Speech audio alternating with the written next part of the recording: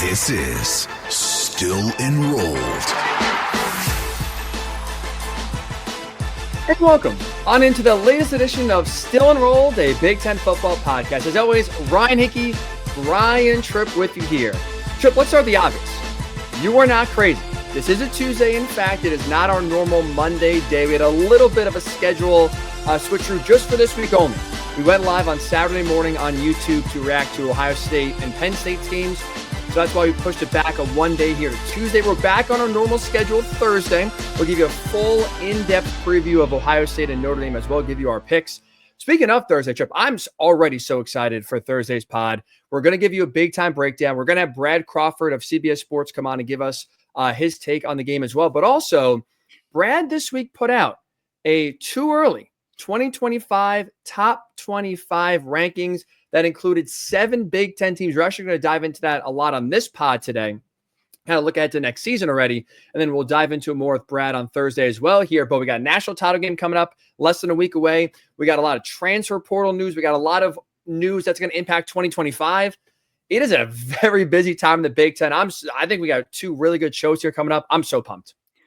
Yeah, I think it's such an exciting time of the year, but let's start with Ohio State and Notre Dame. Obviously, we had the immediate reaction after the games on Thursday and Friday with our podcast on Saturday morning. We both felt like, I think coming out of that, even though Ohio State got tested by Texas because of what their defense has been able to do consistently over the course of the 2024-2025 season, that Ohio State is the team to beat in this matchup. Has anything you read, anything you studied, anything that you've heard changed your opinion since we spoke on Saturday? No, I think this is Ohio State's national title to lose. Actually, I'll take that back. There is one thing that has changed my opinion. I think the only way Notre Dame has a chance to win this game is if Ryan Day gets obsessed with the physical toughness moniker that he feels like Ohio State does not get the respect they deserve. And so the only way I think Notre Dame has a chance here is if Ryan Day gets in his own head, throws the game plan away, and says, we're going to prove to everybody we're tough as hell. Which means if I'm Notre Dame, you know what I'm doing this week, Tripp? I'm getting Lou Holtz everywhere. You know, we should have reached out to Lou. Get Lou Holtz on every podcast, every TV show, get him on game day, wherever, to talk about how soft Ohio State is. Because outside of that, right, we saw him still upset. And he was asked this week about his relationship with Lou Holtz. Is it, have you reached out to him? You patched things up? He goes, no. Lou may have some real estate in Ryan's head. And that's really the only thing we've seen derail Ohio State is just Ryan Day getting in his own way. Outside of that, no. To answer your question, I don't feel any different. I feel very strong. And even with the point spread going down, it started at 9.5. Now it's at 8.5. I have honestly really no concerns about Ohio State in this game. I think they should win and win pretty easily. What's your kind of read on it here? It's interesting you bring that up because in the aftermath of the Orange Bowl on Thursday, there's been some chatter about how Marcus Freeman may have used the press conference, very innocent press conference. I don't think, maybe they pulled something out of it that I didn't see, but the press conference with James Franklin the day before, talking about his youth, talking about his hairline, talking about Notre Dame not being in a conference. To me, I thought it was playful nature that it's an awkward press conference to begin with, 24 hours before a national semifinal, not just a casual bowl game, not 2 days before, not 3 days before, that you have 2 head coaches. And this is tradition, but you have 2 head coaches sitting there who are about to square off in the biggest game of their lives, and you have them sitting at the same dais. But after the game, you start reading, well, this angered Marcus Freeman. This angered Notre Dame. It gave him, look, if you're in a national semifinal or a national championship and you need press conference fodder or bulletin board material to get motivated to play in the game, I think you need to examine deeper into your own locker room. But it did sound like Notre Dame, for whatever reason, used this as a further chip on their shoulder. I think Notre Dame fans felt like the comments were insulting. I'll tell you, I thought they were innocent. And I think it's James Franklin's just playful nature with Marcus Freeman trying to lighten what is an awkward situation. And look, Notre Dame should be in a conference. I don't think they should be an independent. They've made it work. They're actually losing money on the deal because they're not benefiting nearly as much as the Big Ten teams or the SEC teams will from their television contracts. Even though Notre Dame has its own independent contract with NBC, the value of that contract per year is still less than any Big Ten or SEC team is getting from its new deals. And that's even with Notre Dame advancing, and they have to advance to where they are, but they get the full cut of the college playoff football appearance to themselves. It's not like they have to share it amongst other teams in their league. They're still not bringing in as much money financially as an independent as the schools are from the Big Ten and the SEC. So I don't know why you need press conference material, bulletin board material for this. But, it is a team with a chip on its shoulder, and with everyone nationally picking Ohio State, and rightfully so. There's something unique about this Notre Dame team. There's something unique about Marcus Freeman as a head coach. They're certainly the team with more question marks. They're the team with more injuries. At least they are the team with more injuries. I would say injuries overall in the season to their defense. But then in the days and weeks leading up to this, Notre Dame's had to shuffle things on their offensive line in the last 2 weeks that Ohio State last couple of days, in fact, that Ohio State, they had to do it too, but they've had time to kind of adjust, hit the reset button that Notre Dame really has to do over the span of 10 days between semifinal and championship games.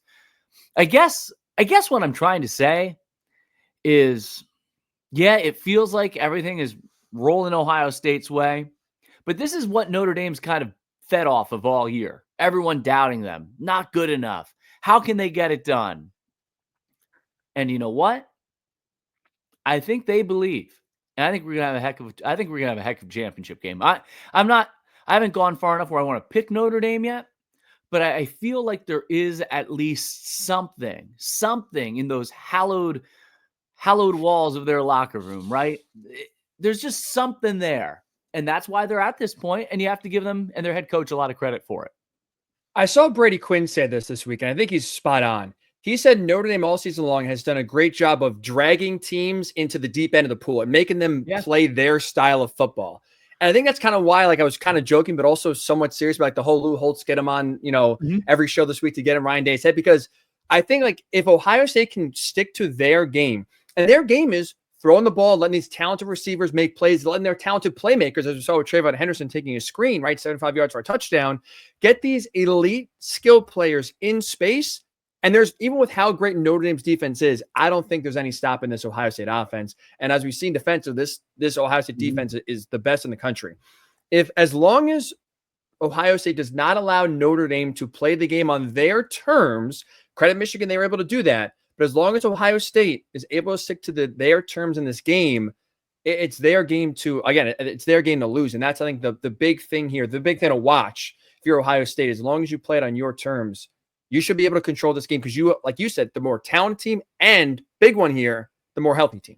And probably the more physical football team. For everything you want to say about physicality of Notre Dame, Ohio State, in their ability in that game-winning drive against Texas to take the ball from their own 12-yard line with 14:47 left in that game and span a drive of 7 minutes and 45 seconds, including that 4th and 2 run by Howard to keep the drive alive. That was a personality drive for Ohio State. To get that defensive stop at the 1-yard line against Texas, to do it twice inside the 5 against Penn State, to do it against Michigan, to do it against Nebraska. We've seen it time and time again this year from that Ohio State defense, their physicality, but also when their offense in their biggest games of the year, Texas and probably at Penn State, 2 biggest games of the year, their offense has been able to put together those sustained physical drives. I think Ohio State might be the more physical team going into this matchup. It's just not, their entire persona isn't built just on physicality. It's also built on explosive plays and the ability to create explosive plays on their offense, even though I think, obviously the offense and Howard and Smith and Igbuka and Henderson, Judkins, they're going to get all this attention, and rightfully so. But as we've talked about, the hallmark of this Ohio State team, what makes them so good, is their defense is so good. We don't talk enough about Simon, the linebacker. We don't talk about, everyone's talking about Downs and JTT and Sawyer, and rightfully so.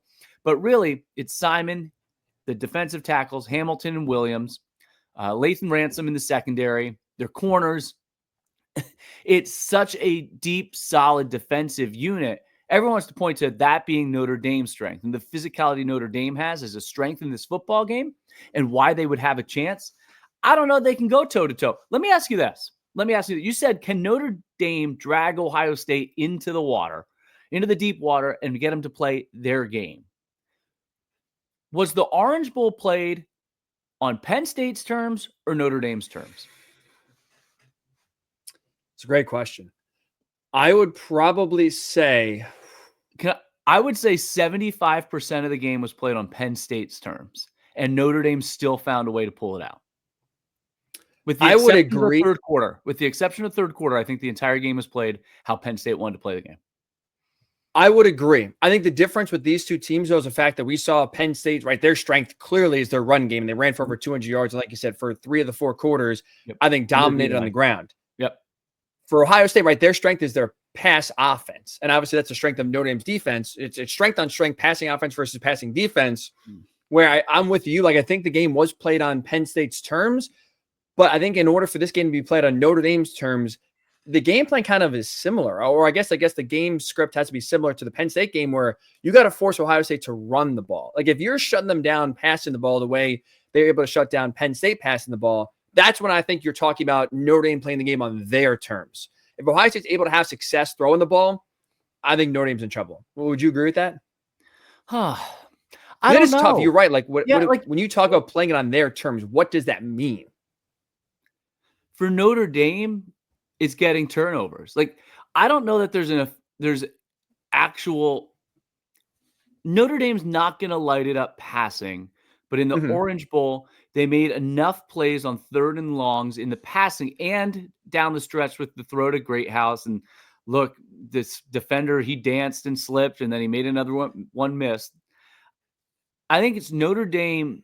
Man, isn't this a great discussion? What is Notre Dame's terms? Because I think ideally, right, when you think about their terms, we immediately think Michigan. How did they beat Ohio State? Right. But after watching Notre Dame through this playoff run so far, the whole thing was they have to be able to play with the lead. Well, they proved against Penn State they don't have to play with the lead. So I would say their terms isn't necessarily a style of play, but the confidence of being in a one-score game or a tight game, knowing at some point their defense is going to make a monster play. I think Notre Dame just needs to keep it on the seesaw, needs to keep it a one-score game. I'm not sure it matters how it looks. And I'm not saying that Riley Leonard's going to go out and throw for 350. But their receivers proved against pretty good Penn State secondary that they were able to make contested catches and enough big plays, Greathouse, Evans, Faison specifically, that while they might not light it up like Egbuka and Tate and Smith, you can't count them out. At least with the offensive identity. Like, defensively, they got to win up front. Not allow the big plays. Like, even Penn State in that game, possessions were more limited because most of their scoring drives were 7-8 minutes, and they had to go the whole field. And they ran the ball, and they moved the ball. And they were able to move it effectively with the exception of that third quarter. Really, the first quarter, they kind of stalled out once or twice, and then in that third quarter. But they were able to move the ball. I think it's okay if Ohio State scores, Ryan, but I think it would be played on Notre Dame's terms if Ohio State scores on plays where they have to drive the ball like they did against Texas at the end, and not the 75-yard screen to Henderson, not what you saw in the Rose Bowl. If Ohio State scores, but they have to take 6-7 minutes off the clock to do it, I think Notre Dame's comfortable with that because it probably means they're going to be in a close enough game to stay in the neighborhood and wait for their defense to make a play. To put it, I guess, in like a points perspective, I feel like when we talk about like how does Notre Dame play this game on their terms, it feels like this game has to, in order for Notre Dame to win, it feels like it has to be a lower scoring game. 24-21, 20-17. Like, I don't know how you feel about this because we did see again Notre Dame's offense score 27 points and come alive with 24 in the second half. I thought the magic number in the Orange Bowl is 24. If whoever got 24 wins, and you ended up needing 25. Right. Do you? I think that if this is a lower scoring game, I think that's what we would term Notre Dame playing the game on their terms. If we're talking about if Ohio State I think reaches 30, it's over. If they reach 27 against this defense, I agree. I feel like it's like if you're Notre Dame, your best shot here is probably hold them, I would say under 24. Like your magic number is 24 in the Orange Bowl. I think for me, for Notre Dame to win, their magic number has to be 23 and under. Do you have a number that comes to mind? I know it's kind of close to yours, but this has to for any chance, have to be a lower scoring game here for Notre Dame. Yeah, mine was 20. If they can hold Ohio State to 21, that would give them a chance to. I think points are going to be at a premium in this game for Notre Dame because of that Ohio State defense. I think Penn State's got an incredible defense. I think they had the best defensive line in the country. But I think Ohio State's complete defense probably is just a step above where Penn State was this year. And that's splitting hairs. Those are two outstanding defenses. But Ohio State's probably, because of their depth at all three levels, their experience, and this is no knock on Zakee Wheatley and Jalen Reed, who are playing as well as anyone at the safety position, but having the versatility of a guy like Downs, it is splitting hairs. It is splitting hairs. I guess I kind of feel the same way as I did in the Orange Bowl, but like 21 with that potency, with how well Ohio State's playing on offense right now, 21 at least seems reasonable. Like it might need to be a lower number, Ryan, honestly, but I don't know that anything lower than 21 for Ohio State's like fathomable or realistic in this game. Their offense was held to 21 right against Texas. Yeah. Before the Jack. So like Texas's defense had the game plan, but also we saw Jeremiah Smith go for 1 catch and 3 yards. I would expect him to be a lot more involved in this game. No, that's a great point. Like for all that talk about Ohio State's offense, and rightfully so from what we saw in the first 2 rounds of the playoffs. If you go back to the regular season, you go to Michigan, Penn State, Nebraska game, it's not like this offense is always lit it up. No, you're right. And look, they certainly are a different team, different personality after the time off between the end of the regular season and their first playoff game against Tennessee. But ultimately, let's look at their entire body of work. It's not like it is always a guarantee this offense is going to come out and play. It wasn't just Michigan that shut them down. Penn State shut them down. Nebraska shut them down. Mm-hmm. Texas controlled them. So it's not like it's this guarantee that they're going to do it. Because I believe, and Tennessee had an outstanding defense, but Oregon's defense was clearly flawed. We saw that their last 2 games they played was clearly flawed. And even in the Ohio State game the first time, they allowed 31 points. 31, yep. So with the exception of really Tennessee, there's flaws. I'm just going to leave it at that. All right, we'll dive more into those here on Thursday and do like a full breakdown of that game. Last question I want to ask you is just pressure. Because Ohio State was just here in 2020 in the national title game. They won their last national title a decade ago in 2014. Obviously, it's been a very long time for Notre Dame. 1988 is their last national title. At least for me, perception-wise, it does feel like there's a lot more pressure on Ohio State. I think in part because they're a big favorite. Yep. And in part, too, because of the expectations before the year, where it does feel like for Notre Dame, even though it's been so much longer since they have won a national title, maybe I'm wrong here, Chip. This is just my feel early on here, a few days after the games are over, and it's still about a week away or so from the game. It feels like Notre Dame fans and the thought around the program is happy to be there. Do you think, despite the longer drought for Notre Dame, would you say there's more pressure on Ohio State to win the national title this year? That is a tough question, man. It's been so long since Notre Dame has won, and it's so hard to get here. And it feels like everything aligned for them. Kind of we were talking about with Penn State and the Orange Bowl. Notre Dame, I think, very much parallel programs where they're at and trying to break through into that upper echelon. And I think they're both probably in that upper echelon now and appear to be built to sustain their success. So I hate to say it, but it's so hard to get there. It's so difficult. I hate to say there's more pressure on one team than another because there's no guarantee you get back, right? I guess the answer is Ohio State because of the expectations. If they beat Michigan, it might be a different answer to this question. That's fair. I think it's very fair. As silly as it sounds, if they beat Michigan, it might be a different answer to this question.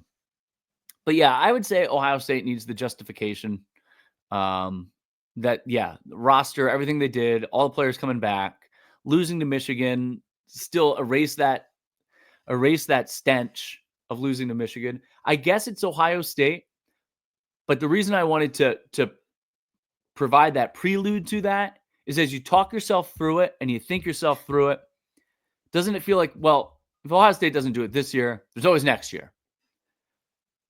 For Notre Dame, are the chances more at a premium than they are for a program like Ohio State? That's my only hesitation.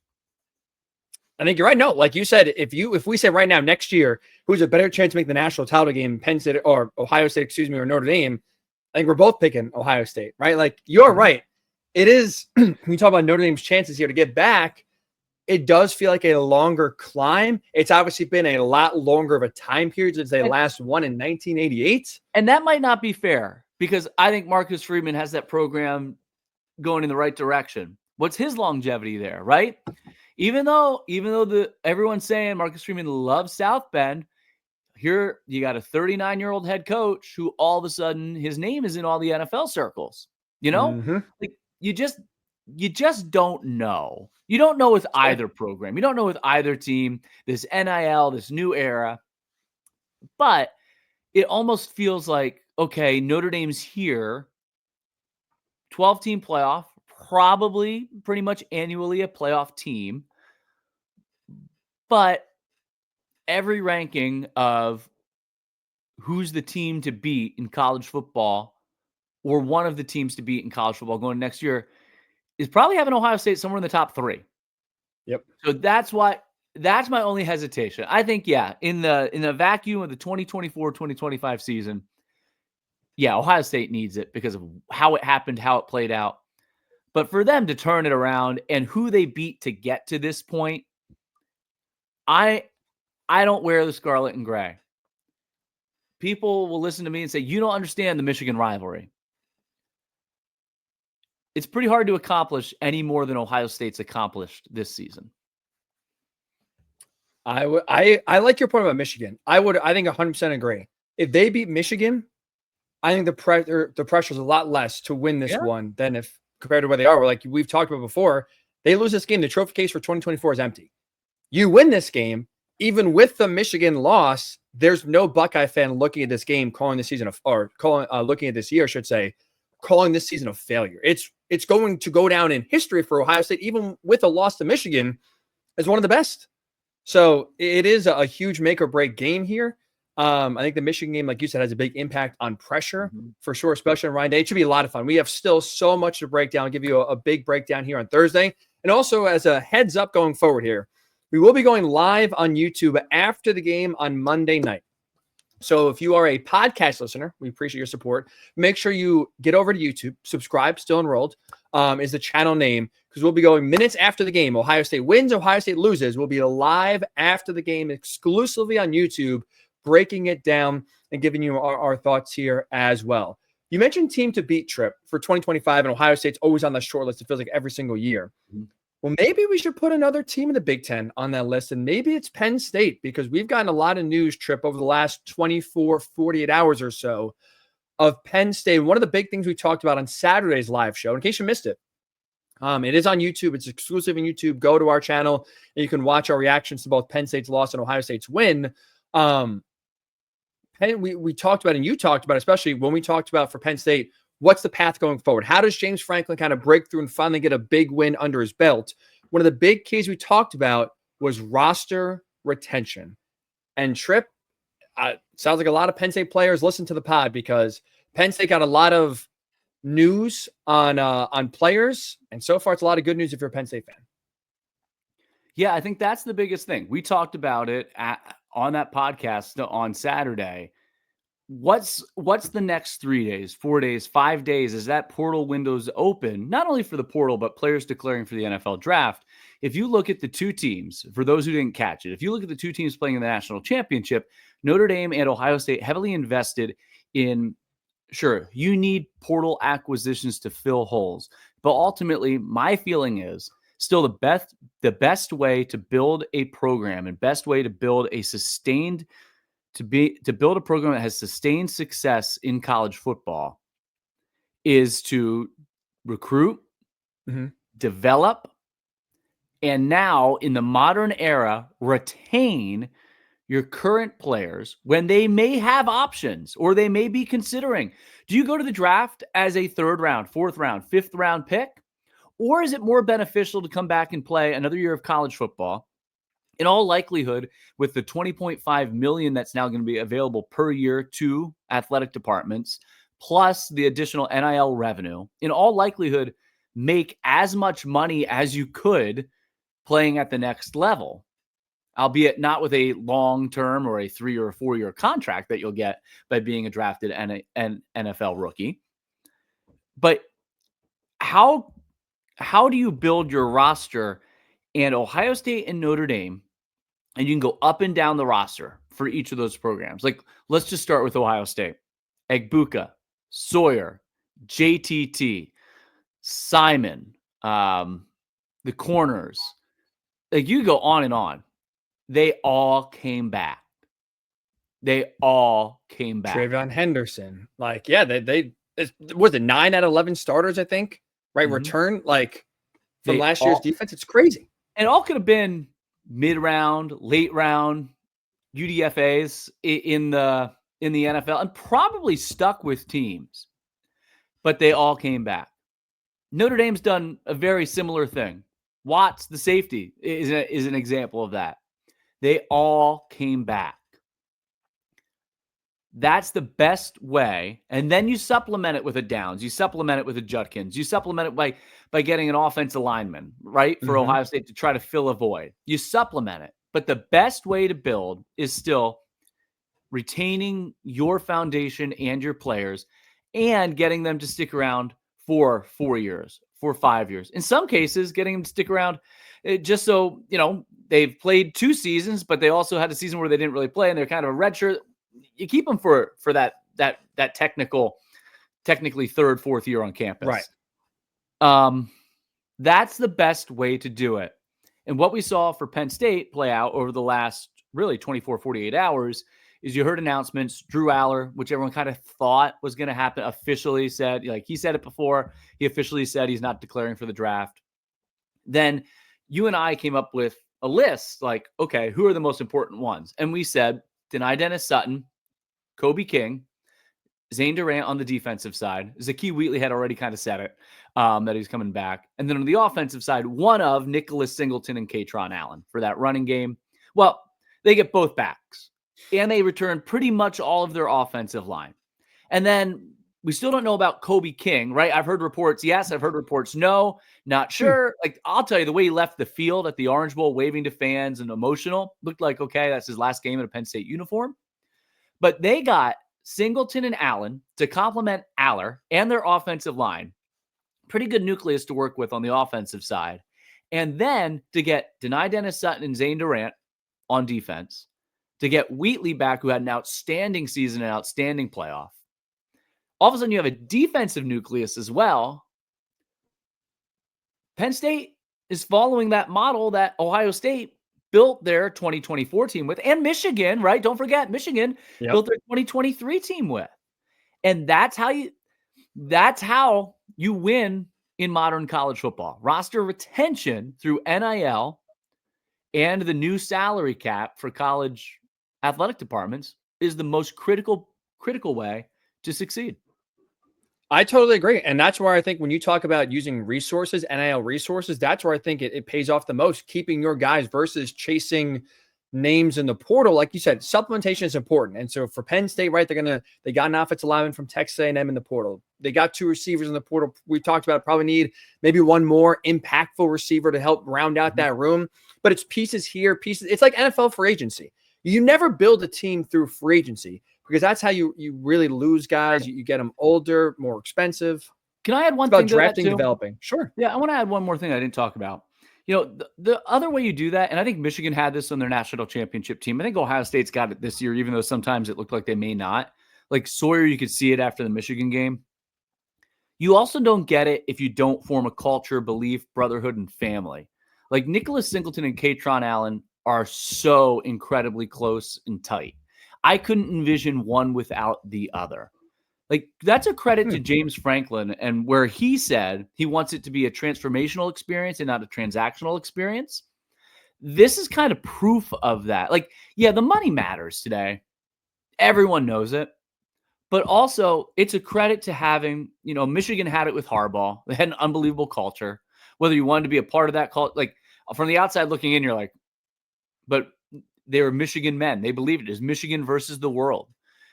I think Ohio State has it with Ryan Day. Sometimes people call it into question. But I think if you look at the leadership of their team, it's really, really strong. I think they have it. And I think it's a credit and a testament to James Franklin to be able to build that type of culture where these players want to be a part of it again, where they felt like they had unfinished business this season. So, yeah, the money is a factor, but also being honest and upfront with the players and having them believe in your program. Like a Deni Dennis Sutton could have easily been an NFL draft pick this year, but a Deni Dennis Sutton comes back and puts together a year like Abdul Carter had, and all of a sudden Deni Dennis Sutton made himself a lot of money by training with Chuck Losey and the strength staff at Penn State, getting the coaching from Deion Barnes, getting the coaching from James Franklin. Tyler Warren was an example of that last year for Penn State. You also have to have a belief. It's not just the money. You have to have a belief that it's the right place for my career development, for my future success. Like you don't just do it for money. And I think that's a part that gets overlooked. It's a factor, but it's also a part that gets overlooked in this 2024, 2025 modern era of college sports where the money is getting like thrown around, and I get it. But those other intangibles are significant factors as well. Like you don't go back to a place you don't believe helps develop you and improves your draft stock and a place you want to be. You don't do it just for dollars. And I think too, what you also see is like that brotherhood aspect you talked about. I think it helps, harden teams to where like every team goes through adversity. Yep. And look at Michigan in 2023, right? They had the whole Jim Harbaugh sign stealing scandal. Where Jim Harbaugh, the last 3 games at Penn State and against Ohio State, 2 biggest games of the season, their head coach was not there. We saw Michigan win those games. Like if you had a bunch of mercenaries on the team, right, that are there for dollars, you go in the transfer portal, you get out a bunch of guys. I think Michigan probably folds. Like I think in large part they're able to stick together because, like you said, you form bonds. There's a belief there. You're playing for something bigger than yourself, and like that bond, I think allows you to prevail when adversity strikes. This year for Ohio State, a lot of those guys came back from last year's team. Again, if you go in the portal and you get a bunch of mercenaries, after the Michigan game, that team probably folds. I don't think we're talking about Ohio State in this spot, one away from a national title. Yep. If you prioritize the transfer portal and you're a fan and say, oh, forget these guys, let's go get some new guys. And I think that's why when you look at Penn State, there should be real excitement for 2025 because you're getting, obviously, talented players back, first and foremost. But the other thing is you have players now that are playing together for 3 or 4 years that have a bond, that have a brotherhood, that now have motivation after losing a gut-wrenching game and coming so close to getting the national title game, where there's that motivation to where whenever that adversity strikes, whether it's a game like USC, for example, where you're down in the second half, or it's a game like Wisconsin where your quarterback gets hurt and you got to rely on a backup, like adversity will strike this team in 2025. And I think if you're a Penn State fan, you should feel good, not just because of the talent you have returning, but because there is that bond and that love. I think it does make it easier when adversity strikes to push through it and not have it derail your season. Where I think you look at Miami, for example, right? They went to the transfer portal. They got Cam Moore. They got Damian Martinez. Like they got a lot of high end and splashy names from the portal for the 2024 season. And then we saw the team collapse when it mattered most in November. Like I think there is a value of, like you said, retaining your guys, but having the bonds go beyond just, hey, we spent the most NIL money. We're going to get we're going to make the biggest, we're going to win the offseason, right? How many times a year NFL fans, we're going to win the offseason. Win the offseason rarely translates to success on the field because those big splashy moves, sometimes while they're nice in headlines, you don't make up for, I think, the strong bonds that are needed for a football team to sometimes persevere when, you face the biggest battles. I got to be honest. When you said forget those guys, I thought you were about to say something else. I just heard it. I'm like, oh, we're going there. It's a family-friendly podcast. Maybe one day we'll go like Still there. Enrolled After Dark, and we'll just let it rip. Let it rip. But the other big news yesterday, like talk about the pendulum swinging. And I know like we've done a lot of Penn State here in the last two podcasts, but they're kind of like headlines in the news right now as everyone waits for Notre Dame and Ohio State to play. Like you have the disappointment and the sting of losing the Orange Bowl. Then the questions, who's coming back? And before you learn that all these guys are coming back yesterday when the news broke Monday, that defensive coordinator Tom Allen was taking a lateral move and taking the same position in the ACC with Dabo Swinney at Clemson.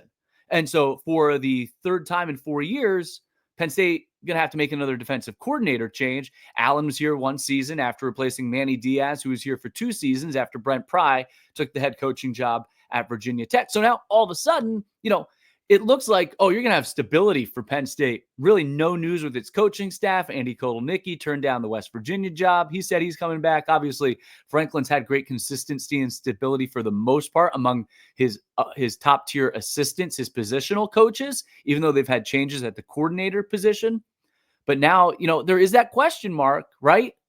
You never know what you're going to get. And Tom Allen did a very, very good job as the defensive coordinator for Penn State this year.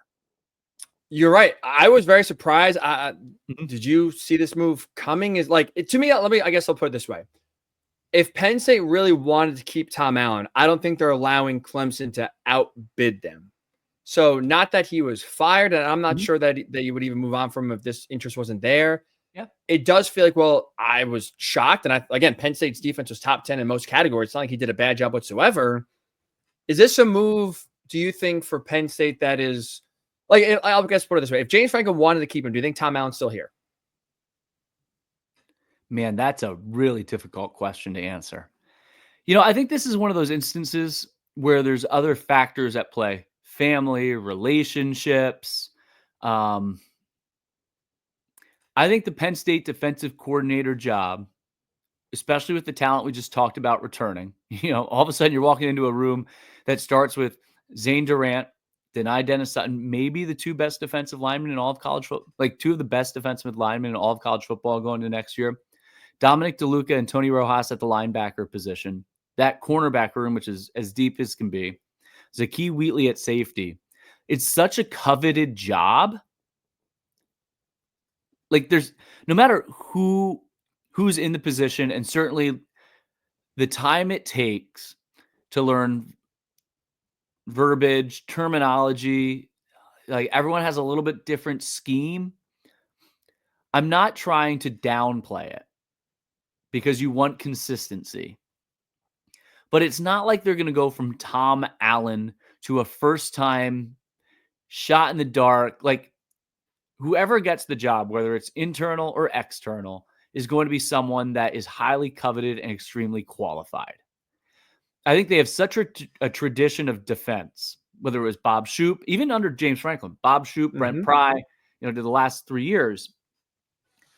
I don't know that it matters. Like what that role needs to do, no matter who's in the role, the defense is going to be a top 20 defense in college football.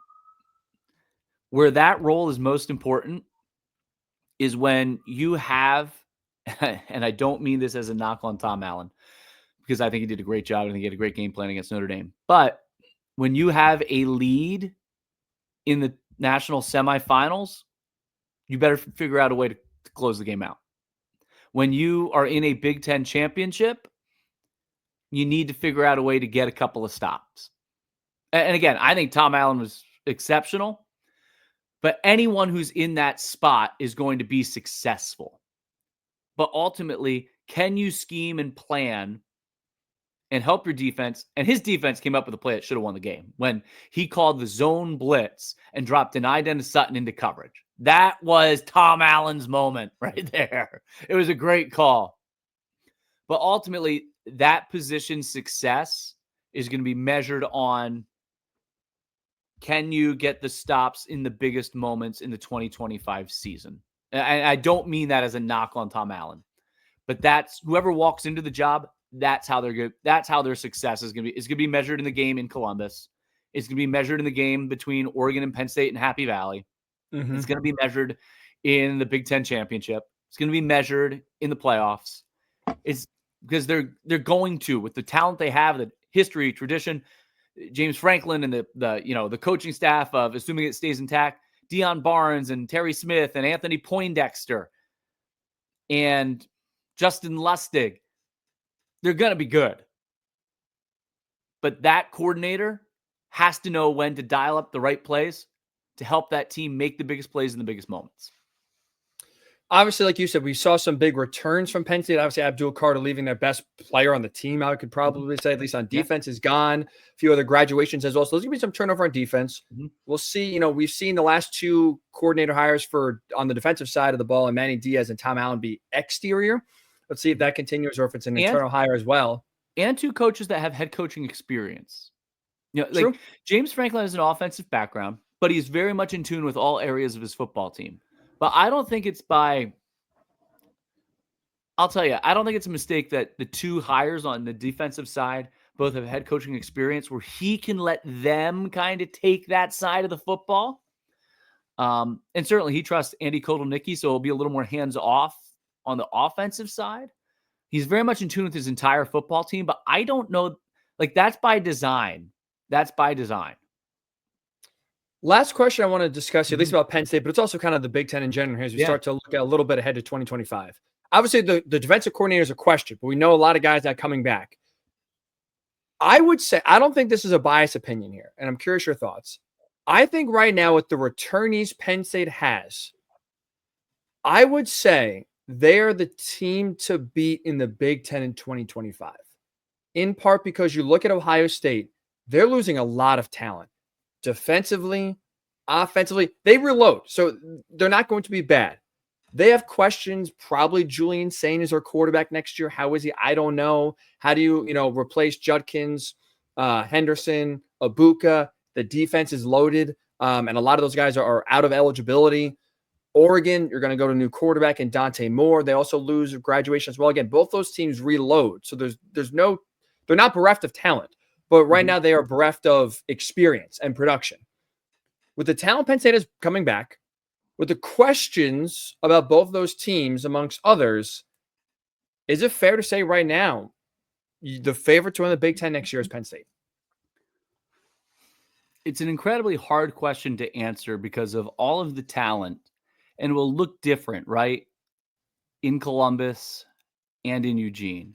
Because Oregon loses top two wide receivers, its quarterback, its tight end, its running back. But there's no reason to believe that they'll take a step back. Ohio State loses its quarterback and its two running backs and a lot of key pieces on that defense that returned this season. And as we've said time and time again, the defense has been the constant for Ohio State this year that's propelled them to this point. I think it's too early to say and pick a Big Ten front runner and favorite on the 14th of January. Injuries happen, portal happens, schedule. Like next year, Penn State's got to go to Columbus. Penn State's got to go to Iowa City next year. Penn State gets Oregon at home next year. That's a little bit different than their schedule this year. So I think there's so many variables and factors at play. I'll say this. What they have done is set a bar of, if you made it to the national semifinals this year with this group, no matter what your path is, the expectation, rightfully so or not, from fans next year will be to at least get back to this point and then leave next season, whether it's a national championship berth appearance or not, with some hardware outside of a Fiesta Bowl trophy. Like they won a lot of big games this year. They won a program record 13 games. They won a home playoff game. They won a Fiesta Bowl playoff game. But the expectation next year will be to take one or two steps beyond that, no matter what external factors are at play. Like Michigan's going to be better next. The Big Ten's going to be better next. Nebraska's going to be better next year. I think it's going to be a tougher Big Ten. So it's tough to say. It's too early to say. But I'd rather have a strong returning nucleus than have to put together an entire roster through portal acquisitions or young players who haven't experienced the limelight yet. I agree. I very much agree. We talked about just a coordinator change at Penn State, right, with Tom Allen leaving to Clemson. We also had another coordinator change in the Big Ten. That's Minnesota's defensive coordinator, also making a lateral move. Corey Heatherman leaving to go to Miami. No. Going from Minnesota to Miami is not a lateral move. Miami spent most of the year in the top 10.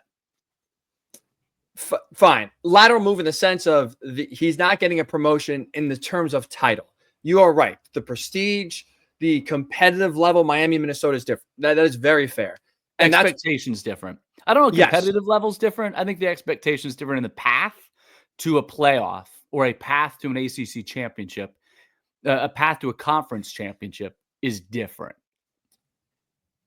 Yeah, when I say competitive level, I mean like Miami's playing for championships. Minnesota's playing, to get 8 or 9 wins, be Wisconsin, and maybe get an out. I don't even know if the Outback Bowl is still around, but that like New Year's Day bowl berth. Okay, so yes, that's probably expectations is the word to use here. Thank you for that. This is very frustrating if you're a Minnesota fan, because now this is the third year in a row you've lost a coordinator to what we'll call right now for a lateral mover. He takes a better job. Joe Rossi a few years ago leaves. Now again, Heatherman leaves to go to Miami. While it's frustrating, if you're Minnesota, two things. This is, I think, the reality of right now where the program is kind of stuck in the middle, where when you do a good job, other bigger programs notice and they have more money to offer, more prestige and attention to offer. But I think if you're at least a Minnesota fan, it is a compliment in the sense of PJ Fleck's done a great job at identifying coaching talent. He's done a great job of hiring good coaching talent. He's doing it. They're promoting from within. They've already named their safeties coach, Danny Collins, as a new DC. So that's a guy who at least has been with PJ Fleck the entire time he's there when he was at Western Michigan. So at least your hope, if the defense continues, that was a top 10 defense last year, that maybe Danny is more inclined to stay than leave at the first big offer that comes. But credit to PJ Fleck, I think, more than anything, Trip here, in the sense that this guy keeps nailing it when it comes to at least defensive hires.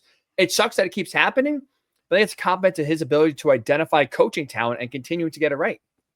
Yeah, this is a big loss for Minnesota and a big get for Miami. You look at this defense, they gave up fewer than 20 points in 8 of their 13 games. They're a very well-respected defense. He's a really, really good defensive coordinator. Linebackers coach, right, was with Greg Schiano as well. Everyone knows the parallels between Fleck and Schiano. Like, this is a guy who has a really good background and is a home run steal and a hire for Miami. I'll say this about Minnesota. Their coaching pool, the funding for their assistant coaches probably needs to be upped. You should be able to keep a guy like this. This is a program. We talked about expectations and championships. Yeah, Miami, easier path. With PJ Fleck, they want to make a college football playoff. Like, among Big Ten teams that aren't your premier teams, your Ohio State, Michigan, Penn State, Oregon, Southern Cals, Minnesota is one of those teams. Nice stadium, good coach, good resources, assistant coach pool. This is a guy you have to keep to get there. And here's my question. I know coming out of the year, Coy Parrish, their star freshman safety, said, I'm not going anywhere. And he turned down money elsewhere to stay with the Gophers. I'd be worried about losing him too. That's a guy they can't lose. That's what I would be like. That has any Minnesota fan, you have to be thinking, well, after spring ball, is Coy Parrish out? Is he going to go to Miami? Because that's what I would start. Okay, what's next? That's a guy. And maybe that's why you hire your safeties coach to be your new defensive coordinator. Because Coy Parrish is as imperative as any person in that football building outside of PJ Fleck, because he's that good. You mentioned resource. I'm an optimist. So I'll look at this from the optimistic perspective here when it comes to Minnesota. Maybe just for Coy, this doesn't apply, but I think for the future here, it does apply for Minnesota. You mentioned resources. That's where being in the Big Ten is going to, I think, in the next few years, really help Minnesota.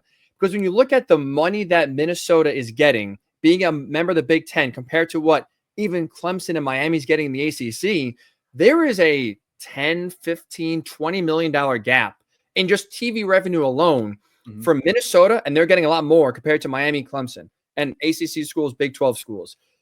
That money, if it's allocated correctly, should start now. Again, the new TV deal just starts. Maybe don't feel the impact just yet.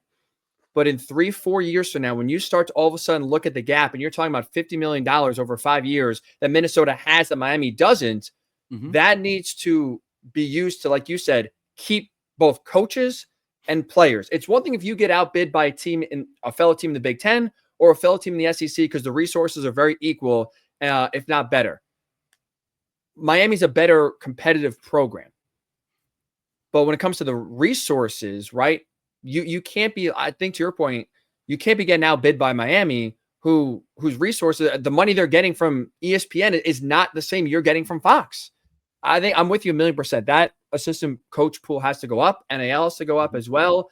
That's for Minnesota. Fleck's done a good job at, again, identifying talent. Now you got to keep it. And that's where the resources should come in to help you over the next few years. I look at this rundown. We have one last thing we wanted to cover here on this podcast. And obviously we'll have a full preview of the national championship on our next one. The CBS Sports Too Early Top 25 for 2025. Tongue twister. Top 25 of 2025. A lot of 25s there. You know what I'm going to say, right? It's too early. Why are we doing this? I mean, I get it's called the too early. You know, I want no part of this, right?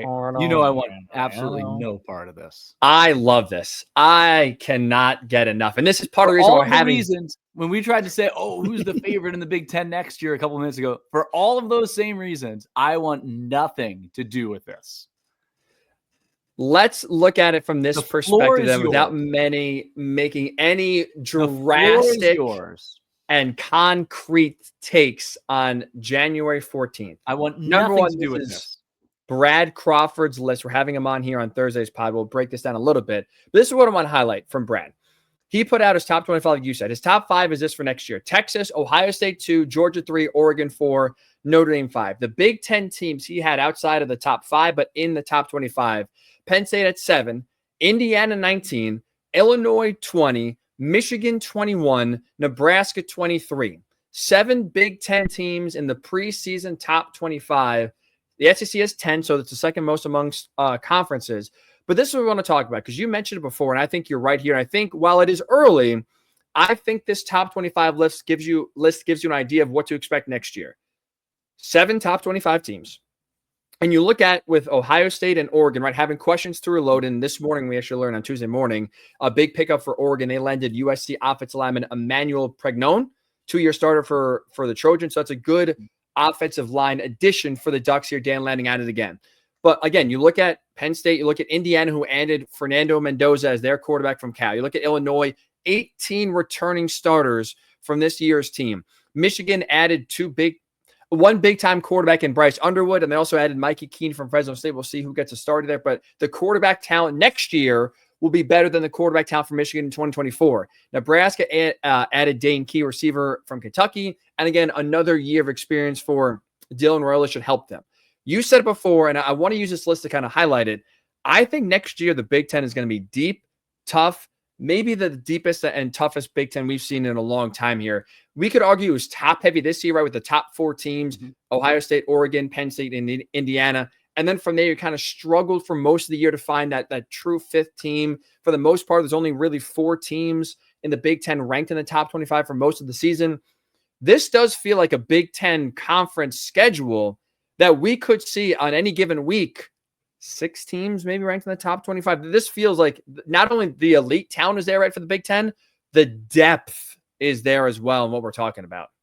Yeah, and let me add this on Nebraska, too. They added 16 players, and they have the top-ranked portal class in the Big Ten, according to 24/7 Sports. Look, I think that ranking is more based on quantity over quality because what Oregon's been able to do with getting safety from Purdue, the defensive back from Northwestern, and continue to add high-end talent.